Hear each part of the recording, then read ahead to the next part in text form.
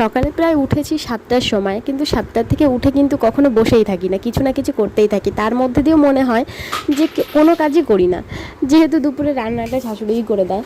মাম্মা উঠেছিল 10টার সময়, ওকে জল খাইয়ে তারপর ন্যাস্টাম খাইয়ে দিলাম। আর সংসারে যে টুকিটাকি কাজগুলো থাকে সেইগুলো গোছানো, মাজা ঘষা, এইগুলো তো সব সংসারেই থাকে, আমারও ব্যতিক্রম কিছু না। তার মধ্যে দুটো বাচ্চা, এই নিয়ে সামলেই মোটামুটি সংসার করছি, কিন্তু ঠিকঠাক করে পেরে উঠছি না। মাম্মামের খিচুড়িটা বসায় প্রায় 11টার দিকে। ওর খিচুড়িটা বসানোর পরে তারপরে আমি মানে ওর খিচুড়ির মধ্যে দিয়েছি শাক দিই, সবজি দিই, একটু ঘি আর লবণ দিয়ে ওর খিচুড়িটা করি। মাঝে মধ্যে ফোড়ন দিয়েও করি খিচুড়িটা, আজকে সেদ্ধই করব।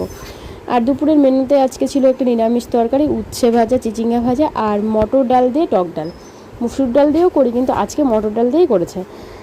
এই হচ্ছে দুপুরের আজকের খাবার, মানে মেনু ছিল। তারপরে উচ্ছে ভাজা আর ঝিঙে ভাজা দিয়ে ভাত খেয়ে নিলাম।